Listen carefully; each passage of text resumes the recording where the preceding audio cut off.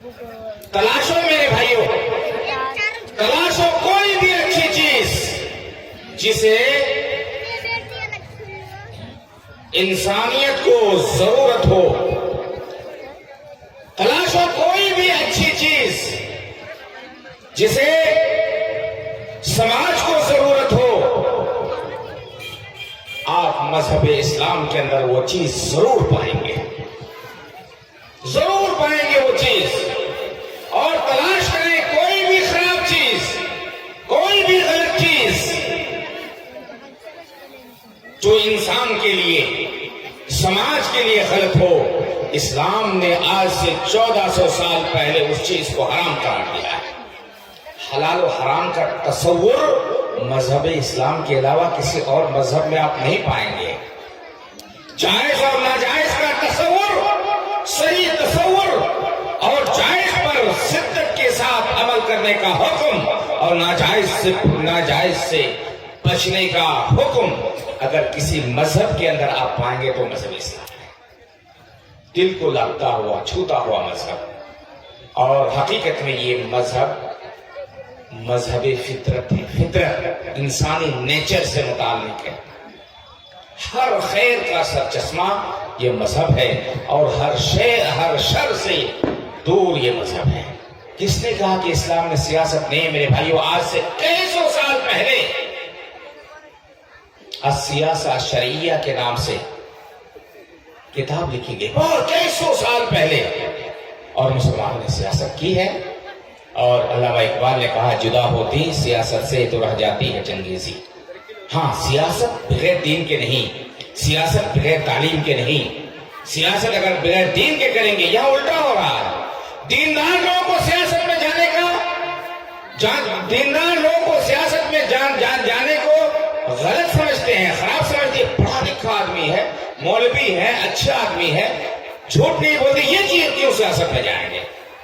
यहां क्या है मेरे भाइयों? दिमाग हमारा घूम गया है, हमारी अक्ल मुड़ गई है। अपनी असली हालत पर हमारा ये दिमाग नहीं है। गांव में बहुत सारे मंडल हैं, बहुत सारे लोग हैं, पढ़े लिखे लोग हैं, आलिम हैं, फाजिल हैं, अच्छे हैं, समझ बूझ रखने वाले हैं, बात करने वाले हैं, हक और बातें के दरमियान फर्क करने वाले हैं। लेकिन हमारी शेर शाहबादियों के यहाँ, हमारी बिरादरी के यहाँ ये मशहूर है, मारूफ है कि अगर गांव का सरगना मंडल तलाश बनाना हो तो किसी जाहिल को बनाते हैं। बहुत कम आप पाएंगे कि किसी पढ़े लिखे आलिम को गांव का सरगना, गांव का मंडल, गांव का सरदार बनाया गया। ये क्या है मेरे भाइयों? और आज लोग कहते भी हैं कि मंडल आप किसी आलिम को क्यों बनाएंगे? हर गांव में जाहिल लोग आलिम होते हैं, मंडल होते हैं, सरगना होते हैं, आप क्यों बनाएंगे? ये हमारी खोपड़ी, ये हमारी अक्ल खत्म हो चुकी है। बल्कि इंसान ही नहीं, जानवरों के हुकूक ये किसी और मजहब में नहीं पाओगे मेरे भाइयों। एक औरत ने, एक जानिया औरत ने एक कुत्ते को पानी पिलाया, प्यासे कुत्ते को, उसकी वजह से वो जन्नत में चली गई, जानिया। और एक औरत ने एक बिल्ली को नाहक तौर पर बांध दिया, उसे खिलाया नहीं, पिलाया नहीं, तो उसके सबब से वो जहन्नमी हो गई। इस्लाम में यह है कि आप जानवरों के साथ भी हुस्न सलूक करें। अगर आप जानवर ज़बा करना, ये तभी चीज है, जानवर ज़बा करना ये तभी चीज है। हर कौम में लोग, हर धर्म में लोग जानवर ज़बा करते हैं, खाते हैं। ये जरूरत है, ये जरूरत है। ये इस्लाम धर्म वहां भी कहता है कि जब तुम जानवर ज़बा करो तो अपने छुरी को तेज कर लो। वलियुहिद्द अहदकुम शुफ्रतह वलियुरिह ज़बीहतह। ठीक है, जानवर को तुम ज़बा कर रहे हो, ठीक है, तुम जानवर को ज़बा कर रहे हो, लेकिन ज़बा करते वक्त जानवर को तकलीफ नहीं पहुंचनी चाहिए। इसलिए अपनी छुरी को तेज कर लो, और तेज छुरी के जरिए, बल्कि बात रवायत में यह है, यहां तक है कि जानवर के सामने, जिस जानवर को आप ज़बा करने जा रहे हो, उसके सामने छुरी को तेज ना करो। یہ کہاں پاؤ گے میرے بھائی؟ اس لیے میں نبی کریم صلی اللہ علیہ وسلم کا فرمان سنیے، پانی بچاؤ، پانی بچاؤ۔ نبی کریم صلی اللہ علیہ وسلم کی حدیث ہے، آپ فرماتے ہیں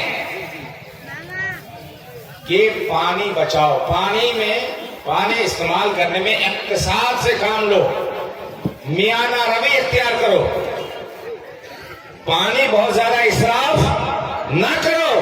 اور سن لو میرے بھائیوں، لکھ لو کہ اللہ کے رسول صلی اللہ علیہ وسلم نے فرمایا کہ پانی ضرورت سے زیادہ استعمال نہ کرو، اگرچہ تم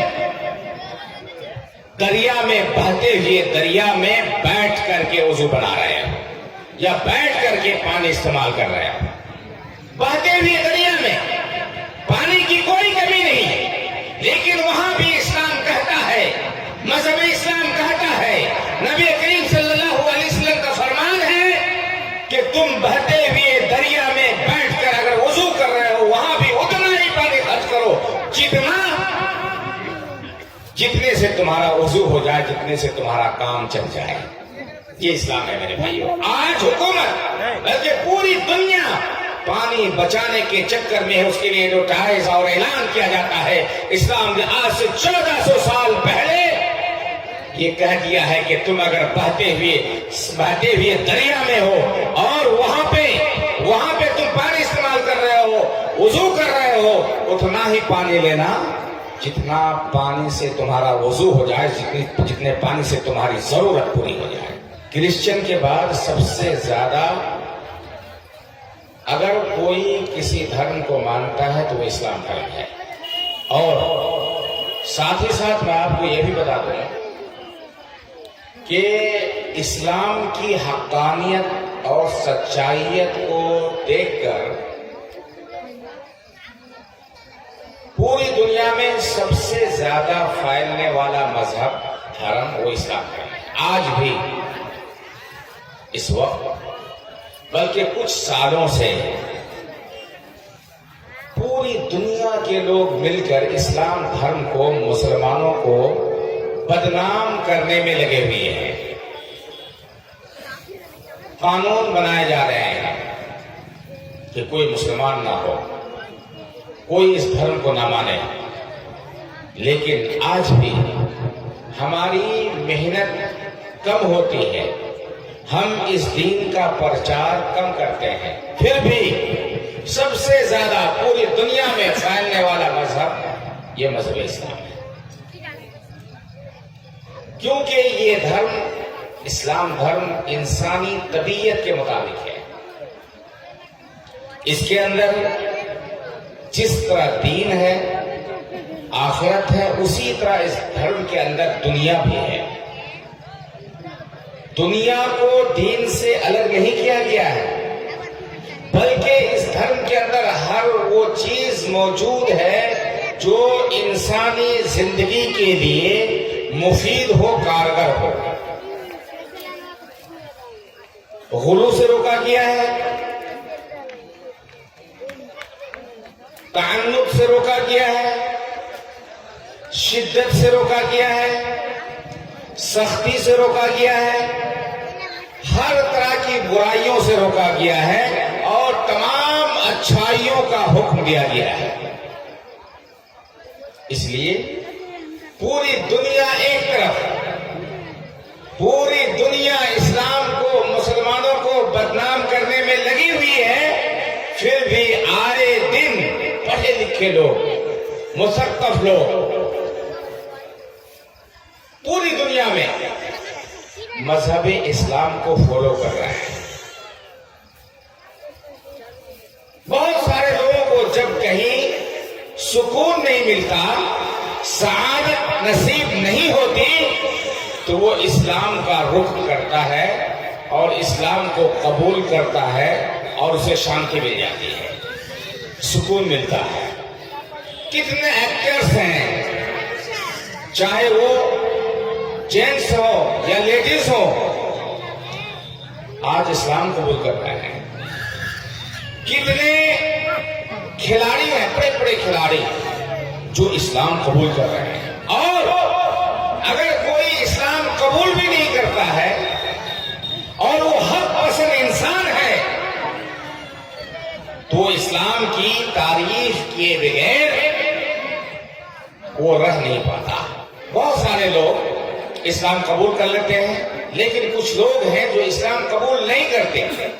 لیکن ان سے اگر آپ پوچھیں کہ آپ کے نزدیک سب سے فیوریٹ، سب سے اچھا مذہب کون سا ہے، تو وہ ضرور کہے گا کہ وہ اسلام دھرم ہے، مذہب اسلام ہے. آپ کو معلوم ہے کہ ایک بہت بڑا ایکٹر جو آج بھی باحیات ہے، اس سے جب پوچھا گیا، میں نام نہیں لینا چاہتا اس کا، لیکن بڑا ایکٹر ہے، آج بھی موجود ہے، اس سے پوچھا گیا کہ آپ کس دھرم کو مانتے ہیں؟ اس نے کہا کہ میں کسی دھرم کو نہیں مانتا ہوں، لیکن میں سب سے اچھا جس دھرم کو مانتا ہوں، جسے میں لائق کرتا ہوں، وہ اسلام دھرم ہے. وہ اسلام دھرم ہے. اور حقیقت یہ ہے میرے بھائیوں، مذہب اسلام کے جو اصول ہیں، جو قوانین ہیں، جو ضابطے ہیں، اس کو اگر آپ پڑھیں گے، دیکھیں گے، تو آپ کو معلوم ہوگا کہ صحیح معنی میں یہ دین اللہ تبارک و تعالیٰ کی جانب سے نازل کرتا ہے، اور یہ دین اپنی اصلی حالت پر موجود ہے. اللہ تبارک و تعالیٰ کی جانب سے ہے اور اپنی اصلی حالت پر موجود ہے. اس کے اندر کوئی تغیر نہیں، کوئی تبدیلی نہیں، اپنی اصلی حالت پر موجود ہے. تلاشو میرے بھائیوں، تلاشو کوئی بھی اچھی چیز جسے انسانیت کو ضرورت ہو،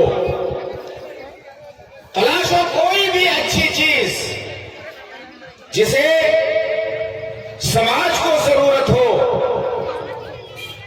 آپ مذہب اسلام کے اندر وہ چیز ضرور پائیں گے، ضرور پائیں گے وہ چیز. اور تلاش کریں کوئی بھی خراب چیز، کوئی بھی غلط چیز جو انسان کے لیے، سماج کے لیے غلط ہو، اسلام نے آج سے 1400 سال پہلے اس چیز کو حرام قرار دیا ہے. حلال و حرام کا تصور مذہب اسلام کے علاوہ کسی اور مذہب میں آپ نہیں پائیں گے. جائز اور ناجائز کا تصور، صحیح تصور، اور جائز پر شدت کے ساتھ عمل کرنے کا حکم، اور ناجائز سے بچنے کا حکم اگر کسی مذہب کے اندر آپ پائیں گے تو مذہب اسلام ہے. دل کو لگتا ہوا، چھوتا ہوا مذہب. اور حقیقت میں یہ مذہب فطرت ہے. فطرت انسانی نیچر سے متعلق ہے. ہر خیر کا سر چشمہ یہ مذہب ہے، اور ہر شر سے دور یہ مذہب ہے. تمام اچھائیاں اس مذہب کے اندر موجود ہے، اور تمام برائیوں سے یہ مذہب پاک ہے، مبرہ ہے. ہر وہ چیز جو انسان کے لیے ناسور ہو، غلط ہو، انسانی زندگی کو تباہ کرنے والی چیز ہو، اسلام اس چیز سے روکتا ہے. اور ہر خیر جو انسانی سماج کے لیے، انسانیت کے لیے خیر ہے، بھلائی ہے، اسلام ہر اس چیز کا حکم دیتا ہے. آپ بیٹھیے، 10 آدمی بیٹھیے، چرچا کیجیے کہ فلاں چیز اچھی ہے، ایسا ہونا چاہیے.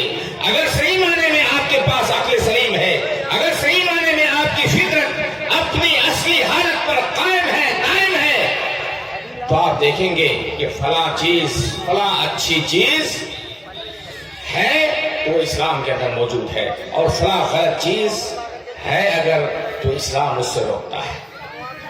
يحل لكم الطيبات ويحرم عليكم الخبائث. اللہ تعالیٰ فرماتا ہے پاکیزہ چیزوں کو رسول اللہ صلی اللہ علیہ وسلم حلال کرتا ہے، قرار دیتا ہے، اور ناپاک چیزوں کو حرام قرار دیتا ہے. یہ ہے میرے پاک ناپاک ہر وہ چیز میں ایک چیز بار بار کہتا ہوں کہ صحیح معنی میں اگر کسی چیز کی ضرورت ہے، حکومت اس میں پریشان ہے، تو آپ کو معلوم ہے کہ اسلام دھرم کے اندر اس کی اصل یا وہ چیز اچھے انداز میں موجود ہے، اچھے انداز میں وہ چیز موجود ہے۔ پانی، آج پوری دنیا پانی بچانے کے چکر میں پانی بچاؤ پانی بچاؤ، پانی میں اسراف نہیں کرنا چاہیے۔ آئیے اس سلسلے میں نبی کریم صلی اللہ علیہ وسلم کا فرمان سنیے، پانی بچاؤ پانی بچاؤ۔ نبی کریم صلی اللہ علیہ وسلم کی حدیث ہے، آپ فرماتے ہیں کہ پانی بچاؤ، پانی استعمال کرنے میں اقتصاد سے کام لو، میانہ روی اختیار کرو، پانی بہت زیادہ اسراف نہ کرو۔ اور سن لو میرے بھائیو، لکھ لو کہ اللہ کے رسول صلی اللہ علیہ وسلم نے فرمایا کہ پانی ضرورت سے زیادہ استعمال نہ کرو، اگرچہ تم دریا میں بہتے ہوئے دریا میں بیٹھ کر کے وضو بنا رہے ہو یا بیٹھ کر کے پانی استعمال کر رہے ہو، بہتے ہوئے دریا میں پانی کی کوئی کمی نہیں ہے، لیکن وہاں بھی اسلام کہتا ہے، مذہب اسلام کہتا ہے، نبی کریم صلی اللہ علیہ وسلم کا فرمان ہے کہ تم بہتے ہوئے دریا میں بیٹھ کر اگر وضو کر رہے ہو، وہاں بھی اتنا ہی پانی خرچ کرو جتنے سے تمہارا وضو ہو جائے، جتنے سے تمہارا کام چل جائے۔ یہ اسلام ہے میرے بھائیو۔ آج حکومت بلکہ پوری دنیا پانی بچانے کے چکر میں ہے، اس کے لیے ایڈورٹائز اور اعلان کیا جاتا ہے۔ اسلام نے آج سے 1400 سال پہلے یہ کہہ دیا ہے کہ تم اگر بہتے ہوئے دریا میں ہو اور وہاں پہ تم پانی استعمال کر رہے ہو، وضو کر رہے ہو، اتنا ہی پانی لینا جتنا پانی سے تمہارا وضو ہو جائے، جتنے پانی سے تمہاری ضرورت پوری ہو جائے۔ یہ مذہب کہاں پاؤ گے میرے بھائی؟ ایک چیز اور میں کہتا ہوں، یہ لاک ڈاؤن، لوگ پریشان، یہ مصیبت، اس وبا سے لوگ آج بھی ڈر رہے ہیں، خوف ہے۔ اس کا ذکر آپ قرآن کریم کے اندر ضرور پائیں گے۔ وَلَنَبْلُوَنَّكُمْ بِشَيْءٍ مِّنَ الْخَوْفِ وَالْجُوعِ وَنَقْصٍ مِّنَ الْأَمْوَالِ وَالْأَنفُسِ وَالثَّمَرَاتِ وَبَشِّرِ الصَّابِرِينَ الَّذِينَ إِذَا أَصَابَتْهُمْ مُصِيبَةٌ قَالُوا إِنَّا لِلَّهِ وَإِنَّا إِلَيْهِ رَاجِعُونَ۔ یہ تفسیر کہاں پاؤ گے میرے بھائیو؟ ہم تمہیں آزمائیں گے، اللہ تعالیٰ فرماتا ہے ہم تمہیں آزمائیں گے خوف کے ذریعے، خوف تمہارے اندر خوف ڈال کر کے ہم آزمائیں گے، تمہارے اندر نقص کمی پیدا کر کے، تمہارے فصلوں میں کمی پیدا کر کے ہم تمہیں آزمائیں گے، تمہاری جان میں کمی کر کے یا تمہاری جان کو ہلاک کر کے، موت دے کر کے ہم تمہیں آزمائیں گے۔ یہ تمام چیزیں اسلام کے اندر موجود ہے میرے بھائیوں۔ اور لاک ڈاؤن کے درمیان مسجدیں بند کر دی گئی، غور سے سنیے گا، لیکن اس کا بدیل ہماری شریعت کے اندر موجود ہے۔ مسجد اگر کھلی ہوئی نہیں ہے یا جس کے ہاتھ میں پاور ہے وہ مسجد کو بند کر رہا ہے، وہاں پہ ہمارے لیے بدیل موجود ہے مذہب اسلام کے اندر کہ آپ اپنے گھر میں نماز پڑھ لیں۔ آپ ایسی جگہ مسجد میں آپ کو آنا ہے لیکن مسجد بند کر دی گئی ہے، آپ گھر میں نماز پڑھ لیجیے۔ تراویح کی نماز کے لیے لوگ پریشان، گھر میں آپ تراویح پڑھ لیں۔ عید کی نماز ادا کرنے کے لیے لوگ پریشان، دو چار آدمی گھر میں بیٹھ کر کے آپ گھر میں جمع ہو کر کے آپ نماز پڑھ لیں۔ یہ اسلام ہے میرے بھائی، قیامت تک کے لیے، قیامت تک کے لیے، ہر انسان کے لیے، ہر قوم کے لیے، ہر برادری کے لیے، پوری انسانیت کے لیے اور قیامت تک کے لیے ہے۔ تمام مسائل اس کے اندر موجود ہیں، تمام خوبیاں اس کے اندر موجود ہیں، تمام بدیل اس کے اندر موجود ہیں۔ لوگوں سے ہٹ کر رہو، دوری اختیار کرو، یہ تمام چیزیں ہماری شریعت کے اندر موجود ہے۔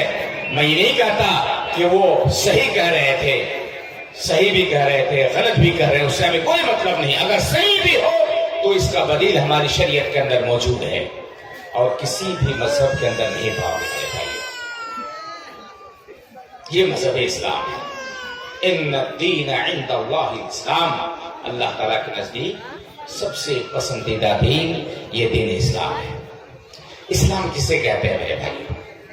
افسوس یہ ہے کہ آج غیر مسلم قرآن کو پڑھ کر، قرآن کو سمجھ کر، قرآن کی صداقت کو سمجھ کر کے مسلمان ہو رہا ہے، دین سے واقف ہو رہا ہے، دین اسلام سے محبت کر رہا ہے، لیکن ہم لوگ اسلامی گھرانے میں، مسلمان گھرانے میں پیدا ہونے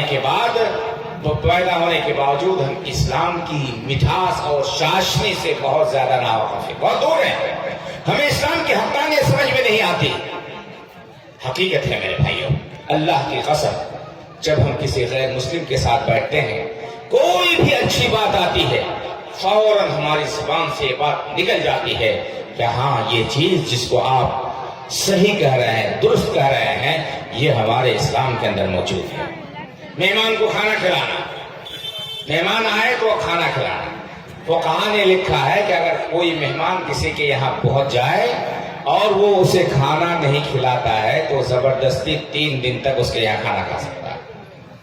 اور مہمان نوازی کی فضیلت، مہمان نوازی کی فضیلت، اور اس کے علاوہ پڑوسی کے حقوق، پڑوسی جو قریب کے ہیں اس کے حقوق، جو دور کے ہیں اس کے حقوق، یہ تمام چیزیں دوسرے مذہب کے اندر پائیں گے، دوسرے مذہب کے ماننے والوں کے اندر پائیں گے، کیونکہ یہ خوبیاں تمام لوگوں کے یہاں مسلم ہے۔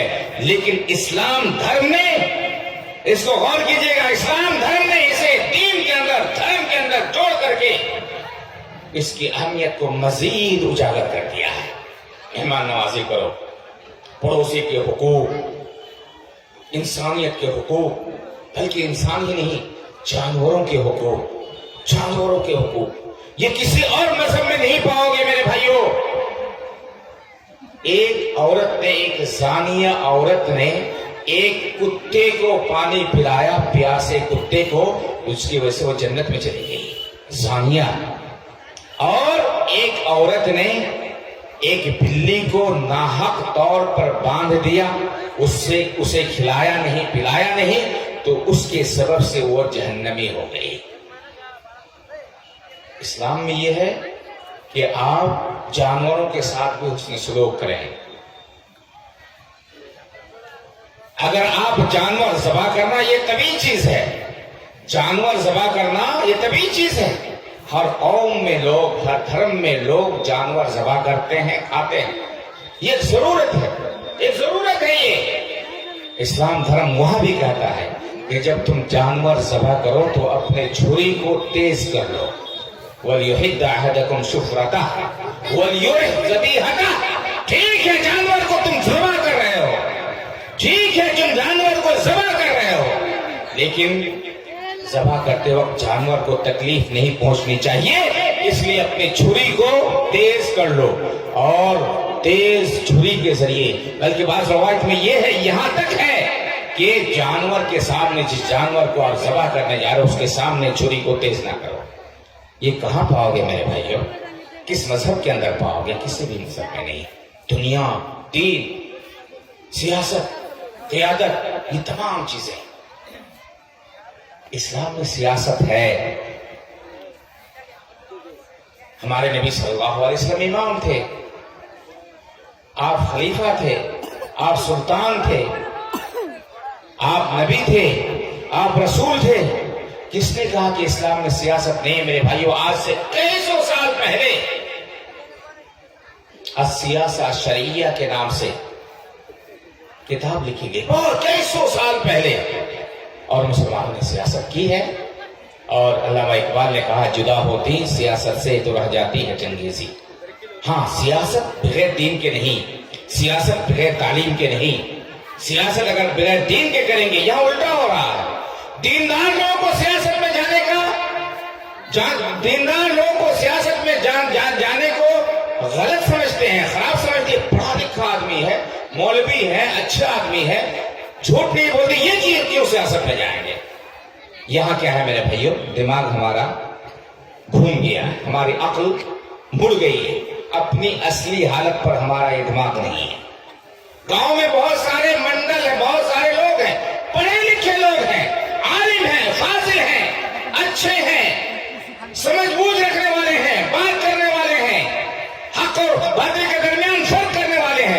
لیکن ہماری شہر شاہ آبادیوں کے یہاں، ہماری برادری کے یہاں یہ مشہور ہے، معروف ہے کہ اگر گاؤں کا سرگنا منڈل تلاش بنانا ہو تو کسی جاہل کو بناتے ہیں۔ بہت کم آپ پائیں گے کہ کسی پڑھے لکھے عالم کو گاؤں کا سرگنا، گاؤں کا منڈل، گاؤں کا سردار بنایا گیا۔ یہ کیا ہے میرے بھائیوں؟ اور آج لوگ کہتے بھی ہیں کہ منڈل آپ کسی عالم کو کیوں بنائیں گے؟ ہر گاؤں میں جاہل لوگ عالم ہوتے ہیں، منڈل ہوتے ہیں، سرگنا ہوتے ہیں، آپ کیوں بنائیں گے؟ یہ ہماری کھوپڑی، یہ ہماری عقل ختم ہو چکی ہے، ہماری طبیعت، ہماری فطرت مس کر دی گئی ہے، ہماری عقل سلامت نہیں ہے، ہماری طبیعت سلامت نہیں ہے، اس لیے ہم غلط چیزوں کو صحیح سمجھتے ہیں، صحیح چیزوں کو غلط سمجھتے ہیں۔ اگر آپ صحیح طبیعت والے ہیں، صحیح عقل والے ہیں، عقل سلیم والے ہیں، تو جب آپ کے گاؤں میں کوئی بھی عہدہ ہو، جب آپ کے گاؤں میں ایک منڈل کی ضرورت پڑے، ہاں اگر آپ کے گاؤں میں نہیں ہے وہ الگ چیز ہے، لیکن گاؤں میں علماء موجود ہیں، بڑی تعداد میں علماء موجود ہیں، اچھے لوگ ہیں، سوچ بوجھ والے ہیں، لیکن ایک ہم نہیں بنائیں گے۔ اچھے لوگ موجود ہیں، سیاست میں جانا چاہتے ہیں، ہر اعتبار سے لائق ہے، لیکن آپ جانے نہیں دیں گے کہ علماء کیوں جائیں گے؟ وہاں جھوٹ بولنا پڑتا ہے۔ نہیں میرے بھائیوں، ہمارے نبی صلی اللہ علیہ وسلم صرف مسلمانوں کے امام نہیں تھے، بلکہ آپ امام ہونے کے ساتھ ساتھ اس معنی کر بھی امام تھے کہ آپ پردھان منتری تھے، آپ راشٹرپتی تھے، آپ خلیفہ تھے، آپ بادشاہ تھے، آپ سلطان تھے۔ وہ تمام چیزیں ہمارے نبی جناب محمد رسول اللہ صلی اللہ علیہ وسلم کے اندر موجود ہیں۔